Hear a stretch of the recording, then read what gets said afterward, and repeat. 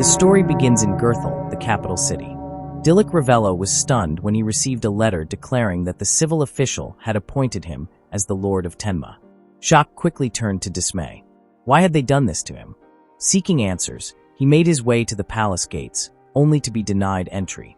The guard, though visibly tense, remained respectful as he informed Dilek that he was simply carrying out the king's orders. Standing in disbelief, Dilek listened as the guard explained that he had once been a trusted and valued aide to the king, and his exile was seen as a significant loss. His contributions had been well known, and his policies had greatly improved the nation's well-being. Concern was evident in the guard's eyes as he admitted he had no idea what had caused the king's sudden decision. Dilek was equally bewildered. He couldn't fathom what had led to such a drastic shift in the king's attitude. As a member of the Ravello family, a noble house from the countryside, he had been raised with the motto, "Protect the people." For generations, his family had served as the head of the king's guard, a prestigious role known as the king's sword. His older brother had inherited the skill and talent befitting such a position, but Dilek's fate had been different. He had awakened ancient summoning, an ability deemed strange and useless. Despite his efforts, he had been unable to activate the skill, forcing him to abandon his path as a warrior and start anew. Refusing to give up, he dedicated himself to rigorous study and eventually passed the exam to become a civil officer. His relentless work ethic caught the attention of the king, leading to his unprecedented appointment as the first civil official to ascend to the rank of royal advisor. Serving the king, the nation and its people had brought him great pride. Yet despite all he had accomplished, he now found himself cast aside, left to question everything that had led him to this moment. As Dilek stood in stunned silence, a young man approached with a smug expression. Akudu, exuding arrogance, taunted him, remarking that he looked utterly lost. With a smirk, he jeered that Dilek's current predicament suited him. After all, someone with a worthless skill deserved nothing better. Without warning, Akudu seized Dilek by the collar, his voice dripping with resentment. He accused Dilek of being an unbearable nuisance, stealing the spotlight that rightfully belonged to him. Despite being from a powerful duke's family, Akudu had been overshadowed, and Dilek's rise to becoming the king's advisor had only deepened his bitterness. After a moment, Akudu released his grip, his smirk returning. It seemed Gerda had been quicker than expected in banishing Dilek, and he found the outcome amusing. Suspicion flared in Dilek's mind. He demanded to know what Akudu meant, but as realization dawned, fury overtook him. The pieces fell into place. Akudu had been working against him from the shadows. With a smug laugh, Akudu turned away, boasting that he had simply fulfilled his duty. He took pleasure in recalling the false accusations he had spread, twisting the truth to frame Dilek as a traitor attempting a coup. The weight of betrayal sank in as Dilek collapsed to his knees. There was no doubt now. Akudu had orchestrated everything. Satisfied with his handiwork, Akudu sneered that even exile was too gentle a punishment. However, it seemed the king couldn't bring himself to execute his former advisor. As Dilek wrestled with the bitter truth of his downfall, Akudu delivered his final insult, calling him a pathetic traitor who had no place in this kingdom. Before leaving, Dilek met his gaze and left him with a final warning, to care for the nation and remember that it was not his to rule as he pleased. Akudu bristled at the remark, enraged that someone he viewed as beneath him would dare speak in such a manner. With a scowl, he slammed the palace gates shut in Dilek's face. With a parting scoff, he spat out his last words. Dilek and his useless skill were worth nothing. He should simply accept his fate and waste away in the land of the banished. As Dilek sat in the carriage, staring at the passing landscape, he couldn't help but reflect on the cruel turn of events that led him to this moment. Not long ago, he had been a trusted royal advisor, serving the kingdom with dedication. Now, he was being cast away to the remote and lawless borderland of Tenma. The realization of his exile still weighed heavily on him, making it difficult to accept the situation. His thoughts were interrupted when the coachman informed him that they were nearing their destination. Tenma had long been regarded as an unruly territory where the influence of the government was barely felt. Even its previous lord had abandoned it, leaving behind a land that no one wanted. Dilek, feeling guilty for making the coachman travel so far into isolation, expressed his apology. However, the man reassured him that it was no trouble at all. If anything, he felt embarrassed that someone of noble status had to ride in his worn-down carriage. Dilek, unbothered by such things, was simply grateful for the man's kindness. As they emerged from the dense forest, the full extent of Tenma's bleakness was laid out before him.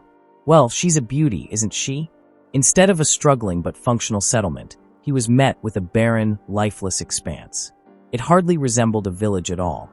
The sight left him momentarily stunned, forcing him to come to terms with the reality of his new life.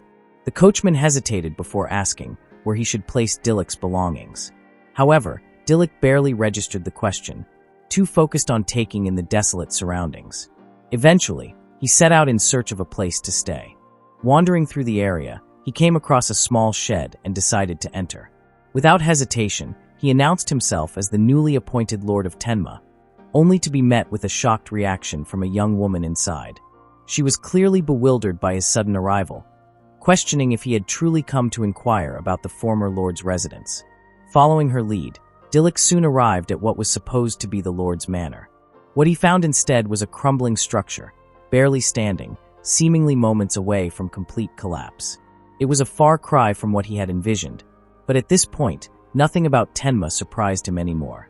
Sensing her unease, the woman hesitantly apologized for the state of the building. Dilek, though fully aware of the dire condition, brushed aside the concern. He had no choice but to accept this reality. Before leaving, the woman explained that she needed to head to the mountains before nightfall. It was almost sunset, so Dilek asked why she was headed there so late. With regret in her eyes, the woman informed him that she didn't have a choice. The village fields yielded almost nothing, leaving her with no food to provide for her younger sister. Though she wished she could offer something to Dilek, she had nothing to spare. Hearing this, Dilek was taken aback. He had never imagined that such a dire situation existed within the borders of his own kingdom. Children going hungry? People struggling to survive? This was a reality he had never heard of. Without hesitation, he offered to go to the forest for the woman. Though she initially hesitated, he reassured her that this would serve as an opportunity for him to see Tenma with his own eyes. Before setting off, he instructed the coachman to unload his belongings, which the man was happy to do. That night, Dilek ventured into the forest, a place cloaked in an unsettling atmosphere. The dense, eerie surroundings kept him on high alert. However, what made the journey truly dangerous was the presence of miasma, an impure, mana-infused air that attracted monsters. This was a significant problem for Dilek, as his ancient summoning skill was currently useless. Although he had some swordsmanship training, his physical strength was not his greatest asset. In a situation like this, he would need to rely on his wits to survive. As he pressed forward, a distant scream pierced the silence. Unbeknownst to Dilek, a desperate couple clutching their child was on the verge of being torn apart by a monstrous beast. In an instant, Dilek sprang into action. With precise movements, he executed the Revello-style technique, seamlessly combining it with the Starlight Slash. His sword struck true, cutting down the beast in a single, fluid motion. The battle was over before the couple could even process what had happened. Stunned by the display of skill, they could only stare in disbelief. A swordsman of his caliber was the last thing they expected to find in such a forsaken land. Dilek, however, was far from satisfied with himself. He knew his abilities were nothing special, and truthfully, he had only managed to win because the creature was merely a kobold, hardly a formidable opponent. Yet before he could dwell on it further, a sense of dread washed over him. A thick droplet of saliva splattered onto the ground before him. Following its origin, he looked up, only to lock eyes with a massive serpent looming above. It was no ordinary monster. This was the Great Snake Servant, an A-rank creature of terrifying strength. "Come on, cut my boy some slack." The couple, who had barely regained their composure, were now paralyzed with fear. Never in their lives had they encountered a snake of such monstrous size. Panic-stricken, they begged Dilek to save them. Though he barely had time to think, he knew he had no other option. The snake launched its attack, and Dilek fought back with all the skill he possessed. However, it quickly became apparent that this battle would not be so easily won. The beast was relentless, and its immense power forced him onto the defensive. Then, with a sudden, crushing blow from its tail, Dilek was sent flying. Despite the impact, he barely managed to land on his feet. He had been lucky, but he knew luck alone would not save him. The serpent's scales were nearly impenetrable, and if he continued to fight recklessly, his sword would shatter before he even got the chance to land a decisive strike. As the monster prepared for another attack, Dilek had mere seconds to formulate a strategy. Amidst the chaos, A question lingered in his mind. Why had he come to this forest in the first place? Was it out of sheer recklessness? A desire to prove Akura wrong? No, it was more than that. He had come because he wanted to protect the people of this forsaken land. These villagers had been abandoned, left to suffer in a place devoid of hope. With newfound determination, he pushed forward, his blade cutting across the serpent's face. Though it was far from a fatal blow, it was proof that he could fight back. His technique might not be the strongest, and his skills might be lacking, but none of that mattered. If nothing else, he would protect these people no matter what it took. As the snake retaliated, Dilek raised his sword, bracing himself for the impact. Then at that very moment, a notification flashed before his eyes.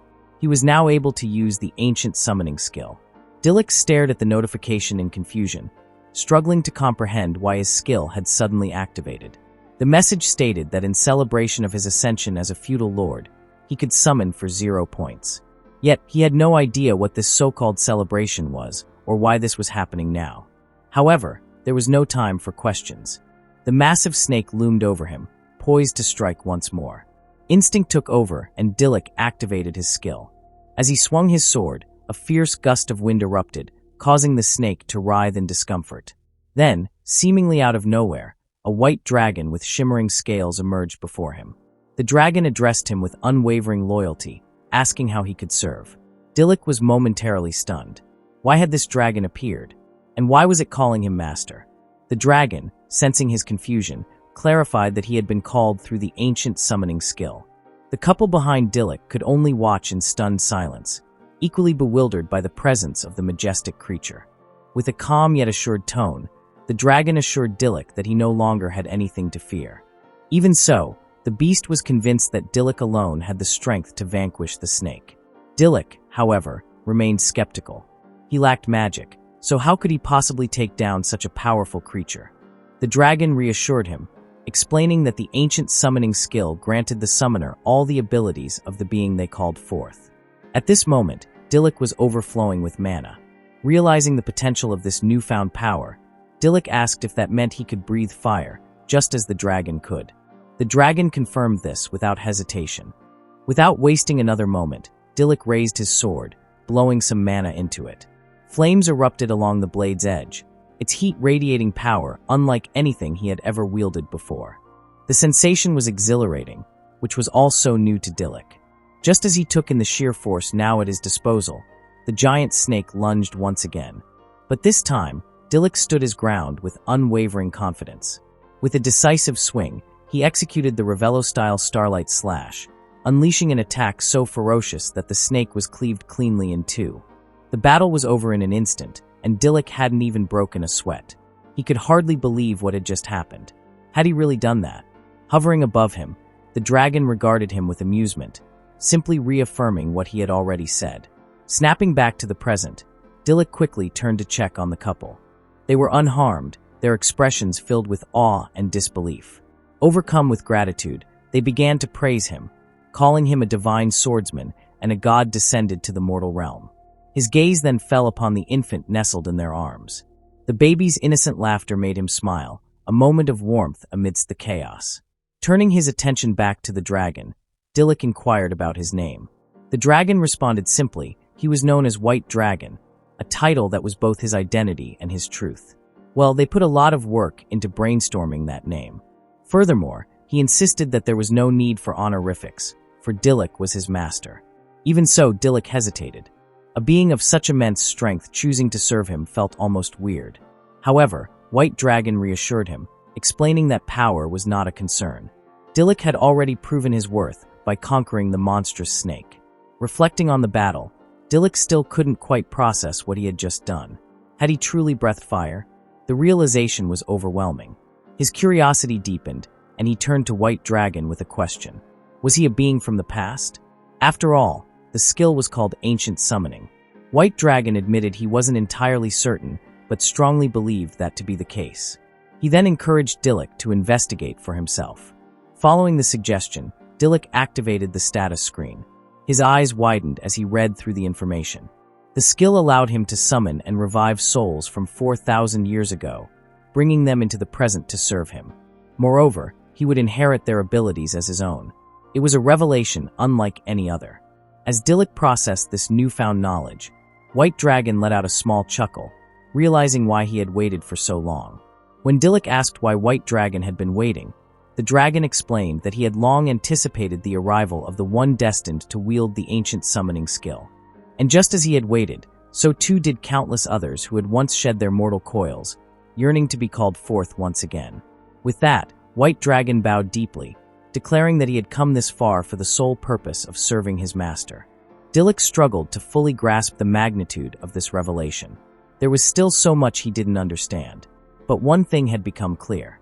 This skill was far from worthless. In fact, it might just be the most powerful of them all.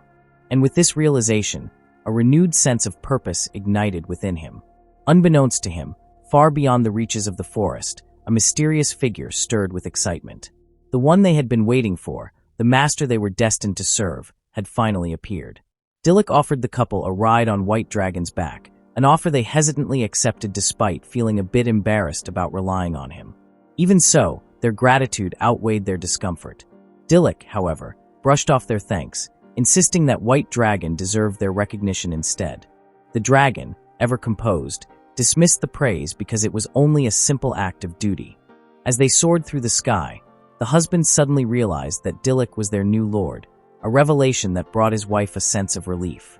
This reaction unsettled Dilek, who believed he had yet to prove himself worthy of such trust. The husband, however, strongly disagreed, pointing out that Dilek had just demonstrated his strength by effortlessly cutting down a giant snake.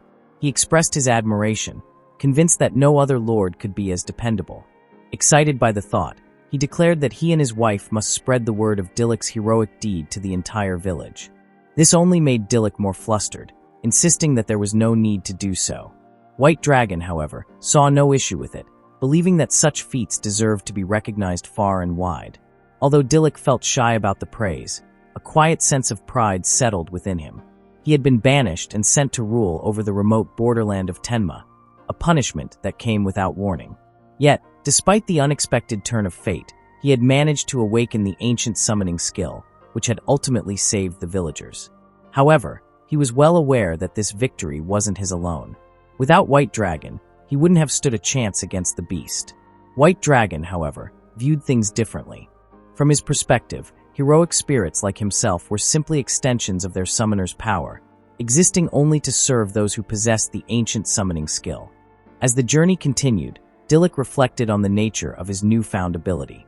The skill allowed him to wield the strength of any heroic spirit he summoned, a realization that filled him with both excitement and curiosity.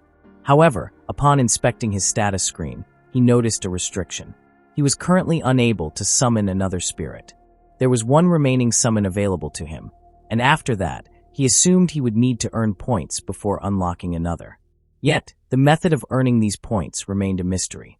There was still much about the skill that he did not understand, but one thing was clear. The spirits he summoned came from an era dating back 4,000 years. The revelation of Dilek's skill left the husband astonished as history from 4,000 years ago had seemingly faded into obscurity. His wife agreed, remarking that no records from that era existed, not even within the vast libraries of the capital. She added that this period once saw the rise of a now-lost civilization. Reflecting on this, Dilek speculated that it was known as the Age of Legends. Before long, they arrived at Tenma.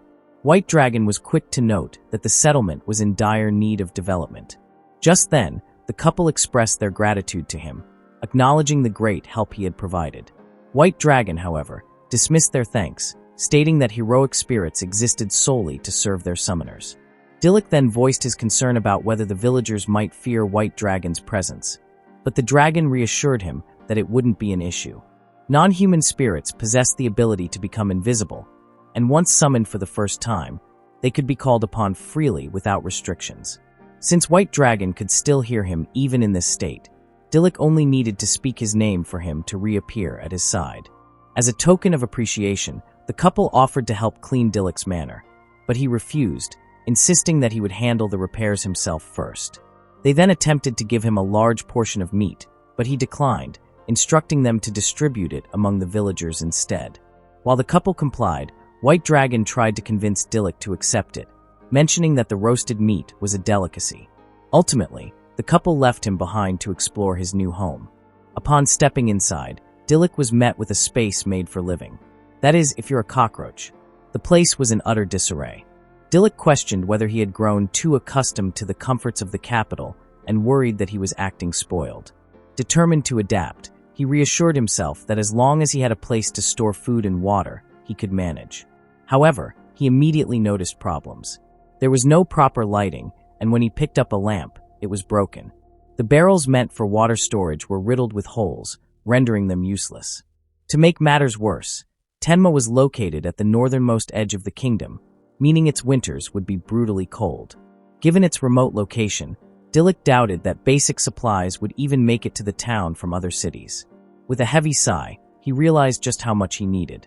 At that moment, he remembered that he still had another summon available. He wondered if there was a heroic spirit skilled in construction, perhaps a carpenter or a woodworker. Bro wants a magical Bob the Builder. Though uncertain, he decided to take a chance. Without hesitation, he activated his ancient summoning skill, calling forth a hero from across millennia to appear before him. This time, he intended to get a proper look at the summoned spirit. When he had first called White Dragon, the urgency of battle had consumed his focus, leaving him with little time to observe. As the magic activated, he reminded himself once again. This so-called worthless skill had awakened, granting him the ability to summon heroic spirits from 4,000 years ago and wield their power. Suddenly, a massive explosion erupted, forcing Dilek to brace himself as he wondered what kind of abilities this new heroic spirit possessed. The intense light momentarily blinded him, but as it faded, he found himself face to face with a striking young woman with short hair. Without hesitation, she introduced herself as Cindy Keen, expressing her delight at finally meeting him. She explained that she had responded to his summon the moment she heard it, and most importantly, had been waiting for this opportunity for a long time. A sense of unease settled over Dilek as he struggled to recall Cindy's name, an action that quickly irritated her. She protested that simply calling her Cindy lacked charm, insisting that she preferred Sichin because it sounded more affectionate. Left with no alternative, Dilek relented and addressed her as CI. Immediately, Cindy softened, acknowledging that it was unreasonable to expect him to know her preferences right away. She admitted that she had simply gotten carried away after waiting so long to meet him. Now fully composed, she pledged her unwavering service to him, encouraging him to command her however he saw fit. Say no more, woman. Caught off guard, Dilek awkwardly explained that his priority was restoring his house, though he hesitated to ask a girl for help with such a task. Touched by his consideration, Cindy grasped his hands in appreciation. Reassuring him, Cindy confidently declared that her expertise lay in alchemy, a statement that left Dilek perplexed. Sensing his confusion, she asked if he was familiar with the discipline. If not, she assured him that there was no need to worry. He only had to watch as she demonstrated her skills firsthand. Without warning, Cindy activated her magic, alchemical arrangement, unleashing a powerful surge of energy. In an instant, the once dilapidated space transformed, now spotless and perfectly arranged. Dilek could only stare in disbelief, struggling to process what had just happened. Cindy, brimming with pride, eagerly awaited his reaction, asking if she had been of any help. However, Dilek was too stunned to respond immediately. When he finally managed to speak, he demanded an explanation for what he had just witnessed. With a smug grin, Cindy clarified that he had just experienced alchemy firsthand. She explained that at its core, alchemy functioned on the principle of equivalent exchange. By expanding her mana, she had gathered and reorganized the surrounding wood, effortlessly restoring order to the space. Impressed, Dilek marveled at the technique, questioning if it was some form of ancient magic. Cindy hesitated at his phrasing before realizing the truth. Alchemy had long since vanished from this era. Despite its absence, she reminded Dilek that he shouldn't hesitate to use it, as it was part of their agreement. Dilek absorbed her words, acknowledging the truth in them. Turning his attention to his system screen, he noticed a new development. His alchemy skill had now reached level 1. Though he had yet to grasp its full intricacies, he knew he had to put it into practice. Testing his newfound ability, he activated alchemical arrangement, causing the broken lamp to suddenly emit light. Cindy immediately clung to his arm, celebrating his success and praising him for getting it right on the first try. As he processed the sensation, he noted that using alchemy drained his mana, but the potential it offered outweighed the cost. Fueled by excitement, he pushed forward, repairing a chair and patching up the water barrels, both attempts proving successful. Meanwhile, Cindy was raising her hand enthusiastically, eager for Dilek to let her assist him further. Dilek, sensing Cindy's desperation, decided to test her abilities more. He mentioned that he needed a new lamp and asked if she could create one for him. Without hesitation, Cindy activated alchemical arrangement, and in an instant, a beautifully crafted flower-shaped lamp materialized before them. Dilek was amazed by the intricate design and advanced craftsmanship. Overcome with curiosity, he instinctively grabbed Cindy's arms, marveling at her power. Cindy, however, misinterpreted the gesture, her mind briefly wandering to more nasty possibilities. Her excitement was short-lived when Dilek, rather than confessing his feelings, simply asked if she could create more magical tools. Slightly disappointed but quickly recovering, she reminded herself that love wasn't as fast-paced as she had imagined. Someone give this woman a chastity belt.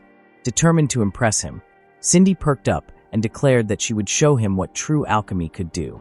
In an instant, a glass and a mini-fridge appeared out of thin air. Dilek was dumbfounded. He had never seen such technology before. Even the lamp Cindy had created was far superior to anything in this era, brighter than any lamp currently available in towns, where the lighting was barely strong enough to read in the dark.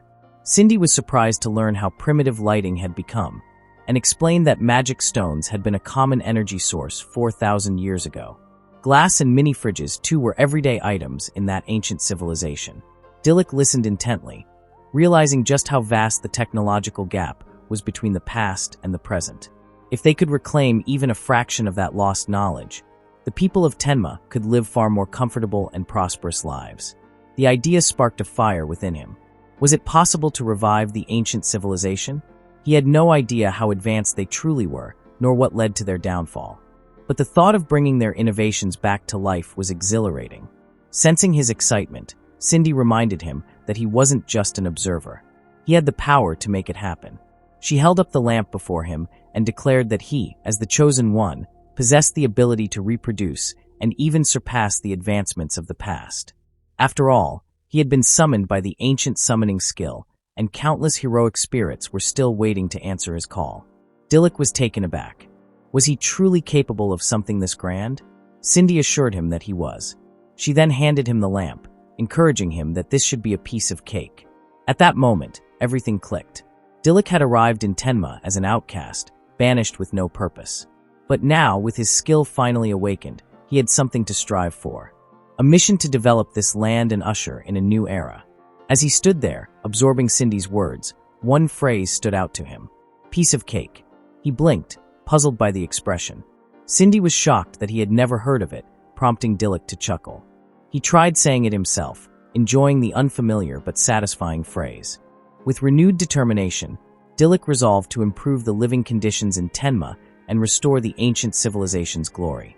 To seal the moment, he extended his hand to Cindy, proposing that they work together. Cindy smiled warmly, taking his hand in hers, and assured him that they would be together forever. Just then, Dilek remembered they needed another bed for the house. Cindy, however, insisted that one would be enough. Give it a break, Lolly. Unbeknownst to them, in the shadows, two thugs lurked, silently observing. Their eyes glinted with malice as they plotted their next move. The next morning, Cindy woke up early to prepare breakfast, eager to be of use to Dilek as a token of gratitude for summoning her. Dilek was surprised by her enthusiasm, but Cindy was determined to contribute, proudly pointing out that she had crafted all the cooking utensils herself using alchemy. However, her sense of accomplishment was quickly overshadowed by frustration when she realized they had no food in the house. Despite her remarkable abilities, she was powerless in this situation. Alchemy couldn't create food. Her plan to win Dilek over with a delicious meal had fallen apart before it could even begin. Disappointed and on the verge of tears, she was reassured by Dilek, who reminded her that it was the thought that counted. As he watched Cindy's efforts go to waste, Dilek recognized that securing a stable food supply was a priority. The realization pushed him to consider the fields around the village. Perhaps they held the key to solving the problem. In the meantime, with no other options available, he settled for having servant roast as their meal for the day. Later that day, Dilek set out to explore the fields with Cindy. As they arrived, The man whose life Dilek had previously saved recognized him and called out in gratitude. After acknowledging the thanks, Dilek turned his attention to the man's work, noticing that he was tending to the fields. The man confirmed this, explaining that the forest had become too dangerous, leading to a complete ban on entry. For now, his focus was on clearing the overgrown weeds, though the sheer volume made it an overwhelming task, especially with so few workers available. As they spoke, the man's curiosity shifted to Cindy, wondering about the unfamiliar woman accompanying Dilek. Before Dilek could respond, Cindy eagerly introduced herself, boldly claiming to be Dilek's future wife. However, Dilek quickly corrected her, clarifying that she was one of the heroic spirits, much like White Dragon. Cindy further elaborated, revealing that her specialty was alchemy, a concept completely foreign to the man. Wanting to illustrate her abilities, Cindy decided to demonstrate alchemy firsthand. With a swift use of her alchemical arrangement, she conjured a sickle out of thin air in mere seconds, leaving the man stunned by the sudden appearance of the tool. Without hesitation, she handed it to him, urging him to support Dilek in achieving his vision. As the man gripped the jewel-encrusted sickle, he marveled at how effortlessly he could cut through the thin stems, despite his weak arms. Never in his life had he encountered such an extraordinary tool. Just then, Cindy revealed an additional feature. By pressing a button, the sickle could transform into a hoe or a spade. The man was even more astounded, realizing that such a versatile tool would be an immense help to the entire village. Turning to Cindy, Dilek couldn't help but acknowledge her brilliance. Inspired, he wondered if he could craft a similar tool himself, envisioning a way to create something beneficial for everyone in Tenma. Cindy confirmed that it was possible, though she cautioned that merging large amounts of metal required a certain technique. She explained the fundamental principle of alchemy, which was the equivalent exchange of energy. By converting his mana into magnetism, Dilek could make it attract only specific materials, ensuring that the tool components would bond exclusively with their intended parts. To him, it was akin to assembling pieces with tiny magnets. Taking detailed notes, Dilek quickly grasped that transforming mana into magnetism was the key. Without hesitation, he activated the alchemical arrangement, and within moments, he successfully replicated the sickle Cindy had created. Cindy, thoroughly impressed, praised his work, declaring it flawless. Just then, a sudden beeping sound caught Dilek's attention. To his surprise, his lord points had increased to 200. He speculated that contributing to the village's development had earned him these points, possibly bringing him one step closer to summoning another hero once the meter was full. The realization excited him. Not only did it signify his growing ability to aid his people, but it also meant success because he could now use the ancient summoning skill. If things continued progressing this well, Tenma's future would undoubtedly be brighter. However, his thoughts were abruptly interrupted by a distant scream. Alarmed, he turned to the man holding the sickle, who quickly pointed in the direction of the sound. It had come from Letika's house. Letika, the girl Dilek had first met upon arriving in Tenma, was in distress. Without hesitation, he and Cindy sprinted toward her home. Upon arrival, they were met with a tearful Letika, who pleaded with Dilek to save her younger sister, Lena. To his horror, a group of thugs had taken Lena hostage. Letika then revealed that the same bandits had already kidnapped many villagers, including their parents. Now, they had come for her sister as well. Dilek instinctively gripped his sword, prepared to strike, but the bandit holding Lena immediately issued a threat. One wrong move, and he would slit the girl's throat. Trapped in a dire predicament, Dilek hesitated. Summoning White Dragon could escalate the situation, and at this rate the bandits would undoubtedly take Lena away for good. Frustration welled up inside him as he struggled to find a way out of this standoff. Then, without warning, Cindy casually raised her hand, offering herself in exchange for Lena. Her unexpected proposal stunned everyone, Dilek, Letika, and even the bandits. Cindy calmly explained that she wished to help the village and was willing to be taken as long as they promised not to harm anyone. With a bright smile, she insisted that this was a great deal for them. The bandit, quick to seize the advantage, immediately accepted the offer. Without hesitation, Lena was released, and Cindy walked toward her captors with deliberate ease. As soon as the bandits secured Cindy, they grinned with satisfaction, marveling at how effortlessly she had surrendered. If only all hostages were this cooperative. Cindy, however, simply smiled at Dilek, leaving him utterly perplexed by her demeanor. Meanwhile, Letica pulled Lena into a tight embrace, overwhelmed with relief that her sister was safe. Then, one of the bandits urged his partner, Aniki, to make their escape. Aniki, wearing a smug grin, boasted that their unexpected prize would allow them to live comfortably for a while. In an instant, they activated a special tool, vanishing from the scene without a trace. As the bandits disappeared, Letica turned to Dilek, guilt-ridden. She apologized, blaming herself for Cindy's sacrifice. However, Dilek reassured her that this wasn't her fault. Cindy was no ordinary person. She was a powerful magician who wouldn't herself to be captured without a purpose. He held on to that belief, certain that she had a plan. Meanwhile, the man from the fields remained in shock, unable to process what had just transpired. Dilek's gaze fell on the scythe lying beside the man, and an idea sparked in his mind. He quickly borrowed the man's sickle, his thoughts aligning with a newfound strategy. Without hesitation, he summoned White Dragon. Elsewhere, the bandits reveled in their triumph, laughing at Cindy's current predicament. They boasted that she was their most valuable catch yet. Aniki ordered his men to search her belongings, only to be puzzled by how little she carried, just a sickle and a small bag. Meanwhile, one of the bandits eyed Cindy with suspicion, unnerved by how easily she had surrendered. Aniki sneered, questioning if she was so terrified that she had lost the ability to speak. Without waiting for a response, he directed her toward the other captives. Cindy's eyes swept over the group of villagers who had their hands tied. It was clear that they had all been taken against their will, and this cave was likely the meeting point where the bandits would negotiate their sale. Confirming her suspicions, Aniki declared that they would all be sold together. He further emphasized that the entrance was sealed tight, so no one was coming to rescue them. With a smirk, he told Cindy to accept her fate. This was the end for her. However, Cindy simply smiled and turned the tables on them. Instead, she told the bandits that they were the ones who should be accepting their fate. Her confidence unsettled them. When she casually stated that Dilek, her master, would come for her, Aniki's smirk faltered, replaced by irritation. Enraged, he raised his hand, ready to strike her down. But before his palm could make contact, a sudden force shattered the cave's entrance, sending debris flying in all directions. As the dust settled, Dilek stood at the entrance, having arrived just in time to save Cindy. His expression remained confident as he faced the bandits, who were taken aback by his sudden appearance. Aniki, now recognizing him as the same man from earlier, was in disbelief, while his companions struggled to understand how Dilek had managed to track them down.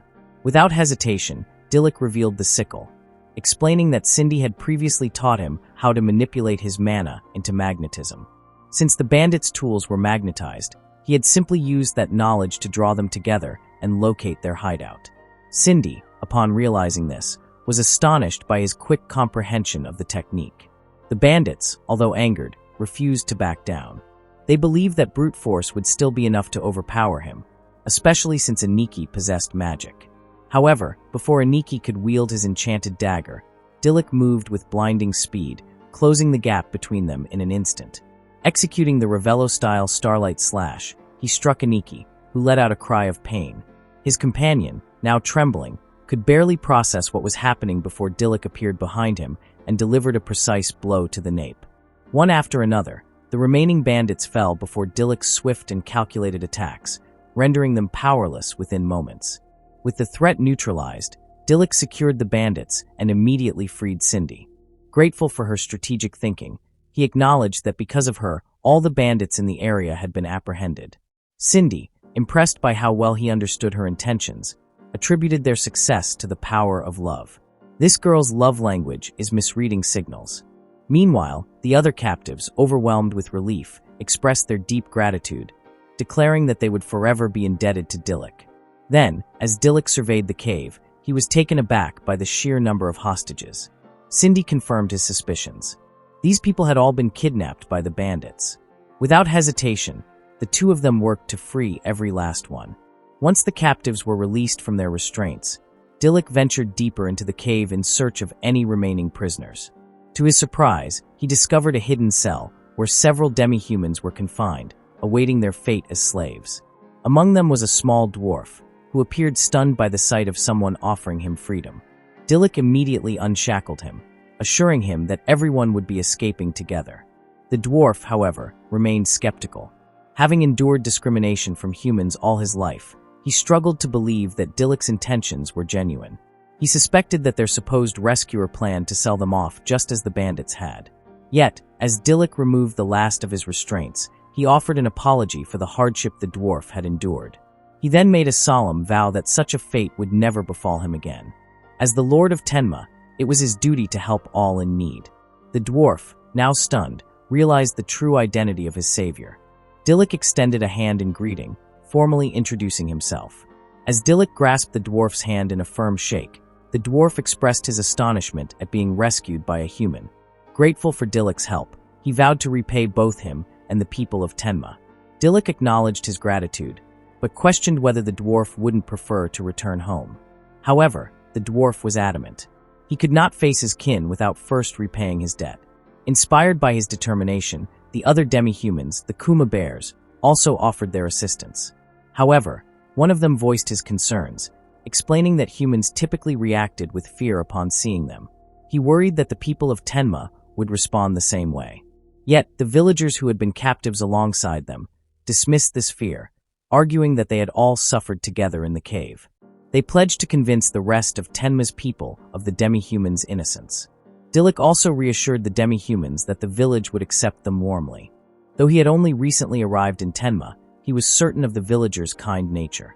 Encouraged by his words, the demihumans decided to accompany him to Tenma. Soon after, White Dragon transported everyone safely back to the village. Upon their arrival, White Dragon inquired about Cindy's performance, and Dilek confirmed that she had done well. At that moment, Letica rushed toward them, overwhelmed with joy as she reunited with her long-lost parents. They embraced Letica and her younger sister, Lena, apologizing for being absent for so long. Letica, overcome with emotion, expressed her gratitude to Cindy for bringing them back. Cindy, however, humbly downplayed her role, giving full credit to Dilek. Letica then turned to Dilek, holding his hands as she sincerely thanked him for everything he had done. In response, Dilek smiled, expressing his happiness at seeing everyone safe and reunited. Dilek then introduced the dwarves and Kuma bears to the villagers, explaining that they had also been victims of the bandits. Moreover, they had come to Tenma with the intention of helping to develop the village. The villagers, caught off guard by this revelation, hesitated, uncertain about how to react. Noticing their apprehension, the demihumans grew disheartened, having anticipated such a response. But before the tension could grow, Letica stepped forward, reminding the villagers that the demihumans had played a role in saving her parents. One of the Kuma bears hesitantly asked if she was afraid of them, but Letica simply opened her arms wide in reassurance, insisting that they should celebrate their survival together. Moved by her words, the rest of the villagers followed suit, welcoming the demihumans and affirming that they had a place in Tenma. Touched by the warm reception, the demihumans smiled gratefully at Dilek and Cindy. One of the Kuma bears then approached Dilek, acknowledging that the villagers of Tenma were indeed as kind as he had described. Dilek in turn expressed his gratitude to the demihumans for agreeing to settle in Tenma, looking forward to working alongside them.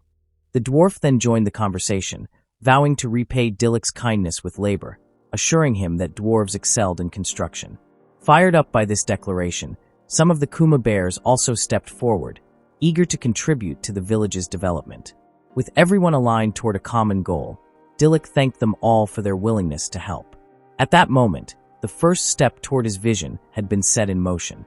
He was now one step closer to building a land where everyone could live in harmony. In the midst of a bustling marketplace, Cindy and Dilek marveled at the substantial bounty they had just received. Dilek noted that the officers had seemed to struggle with the issue they had resolved, while Cindy added that the authorities were visibly surprised when the two of them arrived to claim the reward. Several days had passed since they captured the kidnappers, and they had traveled to a nearby town to officially collect their bounty. The bandits had been notorious for selling people from rural areas into slavery within this town, making them a particularly dangerous group. Their capture brought relief not only to Tenma, but also to the surrounding towns that had suffered under their actions. As they wandered through the town, Dilek commented on how lively the atmosphere was. Cindy agreed, expressing her joy at revisiting the town after 4,000 years. Curious, Dilek asked whether it had changed much since then. Cindy admitted that it had actually been more advanced in terms of technology in the past. Dilek found this surprising considering the town's current level of development and wondered just how much more sophisticated it had been centuries ago. While he pondered this, Cindy was less focused on the past and more preoccupied with the present, particularly the fact that she was strolling through town alongside Dilek.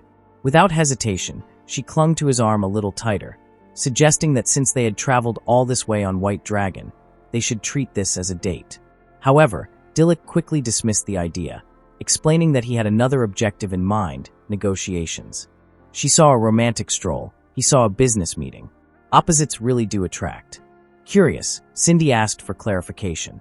Dilek then explained that Tenma lacked strong connections with the outside world, and he intended to change that. His plan involved visiting the marketplace, where Cindy would sell magic items created through alchemy. Once he mastered the craft himself, they could mass-produce these items and turn them into valuable products.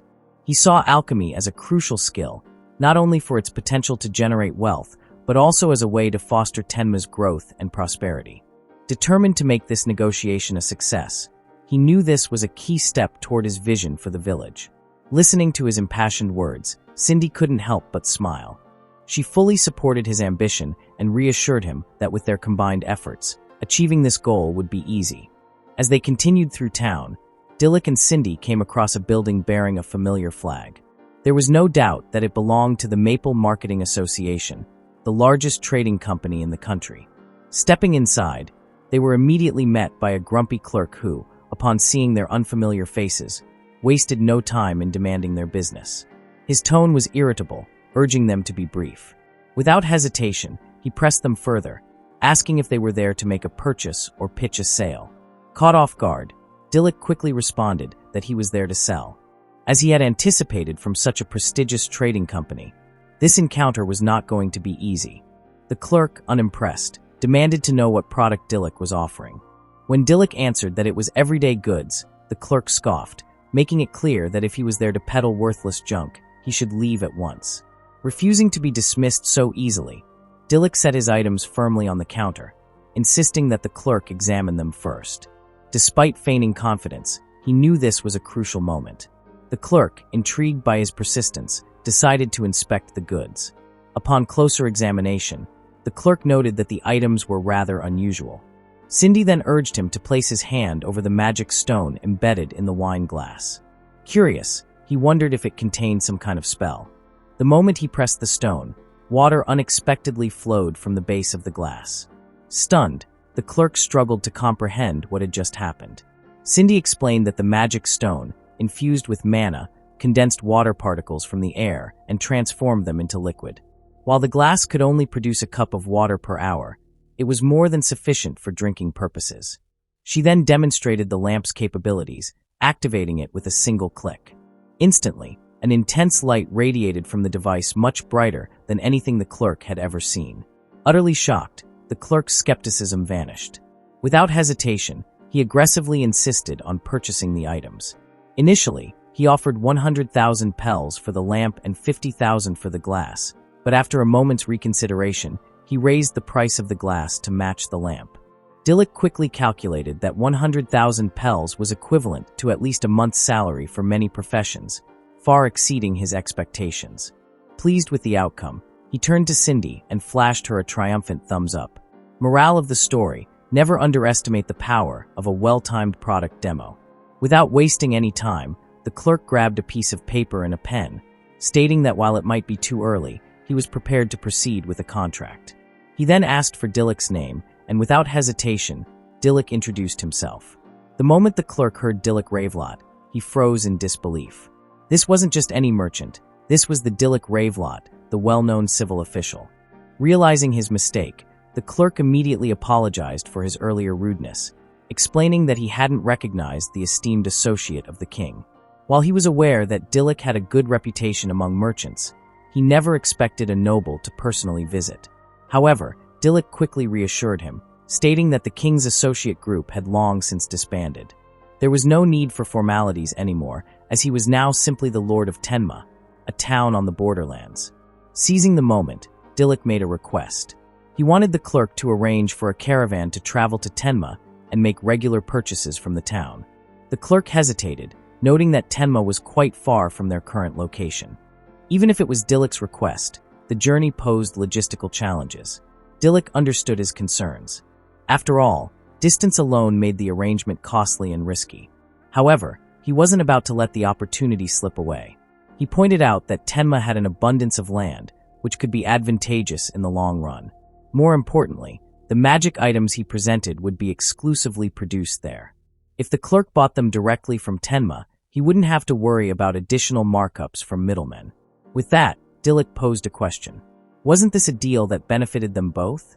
My boy's out here negotiating like he's in Shark Tank. The clerk acknowledged that Dilek had made a strong argument, but he hesitated, bringing up the rumors of frequent kidnappings in the area. However, Dilek was prepared. He then showcased a certificate of appreciation from the local officers, confirming that he had already dealt with the bandits responsible. The clerk stared at the document in disbelief, struggling to process the fact that Dilek had single-handedly taken care of such a major threat. After a brief moment of contemplation, the clerk let out a deep breath and finally agreed to the terms. Recognizing the potential of their arrangement, he extended his hand to Dilek, expressing his high hopes for their partnership. Without hesitation, Dilek shook his hand, sealing their deal with a mutual promise of a prosperous trade relationship. With their business concluded, Dilek and Cindy mounted White Dragon's back, eager to share the details of their success. White Dragon, listening to their updates, was pleased that their journey had been worthwhile. Dilek then reflected on their accomplishments and realized the impact of what they had just achieved. With a steady source of income now secured, he could focus on making Tenma a more comfortable and thriving town, a place truly worth calling home. Dilek was welcomed back to Tenma by the Demihumans, who were busy with construction efforts around the town. They proudly informed him that they were finishing one structure per day, a pace that impressed him. Among them, a shy dwarf responded to Dilek's praise, admitting that he had hurriedly built a shack as quickly as possible. However, when Dilek caught sight of it, he was taken aback because it was far too grand for a simple shack. Embarrassed by the compliment, the dwarf bashfully explained that he owed Dilek too much to build anything less impressive. As they spoke, one of the Kuma bears joined the conversation, explaining that the construction work was also a form of training for them. They were determined never to lose to gang members again. A nearby villager, overhearing the conversation, chimed in remarking on how dependable the Demihumans had become. Dilek was intrigued, so asked if the villagers were working alongside them. They confirmed it, though admitting they were physically weaker in comparison. Another villager added that people had once feared the Kuma bears, but now they were as reliable as anyone else in town. Hearing this, one of the Kuma bears grew shy, confessing that he never imagined living a life like this and expressing deep gratitude to Dilek. However, Dilek simply told him to acknowledge his own strength rather than give all the credit away. He then expressed his excitement for a future built together with the Kuma bears and the rest of the Demihumans. As Dilek took in his surroundings, he realized that Tenma was gradually transforming into a thriving town. However, one major issue still remained: the ruined farmland. Determined to address it, he made his way there and found Letica hard at work tending to the fields. Noticing that she was carrying water, he asked where it was from. Letica explained that there was a natural spring at the edge of the village, and she had been fetching water from there to irrigate the crops. Dilek was surprised. Had she been going back and forth between the spring and the field all this time? Letica confirmed it without hesitation. Cindy then wondered if the glass magic item could solve this problem, but Dilek quickly dismissed the idea. The town's population had grown and agriculture required a large water supply. Using the glass would be inefficient. Instead, something else caught his eye: his alchemy level. Checking his status, he realized that he had reached level 3, which meant he could now handle a significantly larger amount of mana. Cindy was surprised by his progress, while Dilek decided to test his abilities. Using alchemical arrangement, he channeled his energy into the ground, causing it to crack open. Before Letica and Cindy's astonished eyes, a stream of water emerged, flowing steadily through the field. Dilek let out a sigh of relief because his attempt had been successful. Cindy, unfazed, simply commented that she expected nothing less from him. Letica, however, was deeply moved, explaining that the ground in this area was so hard that the villagers had already given up hope of ever having a steady water source. And yet, Dilek had made the impossible happen, which she was very thankful for. However, Dilek wasn't ready to celebrate just yet. He noted that the water from the spring was too weak to be sustainable in the long run. He asked Letica if they had always relied on the spring water. She confirmed it, but added that the water flow had recently begun to decrease. In the past, there had been much more water. This revelation made Dilek pause. There hadn't been any drastic weather changes, which meant the problem wasn't external. It had to be something affecting the water source itself. That led him to a single conclusion. Something was happening in the mountains. Determined to uncover the cause, he resolved to investigate. However, lurking in the shadows of the mountain, an unseen predator lay in wait, its presence unnoticed as it prepared for Dilek's arrival.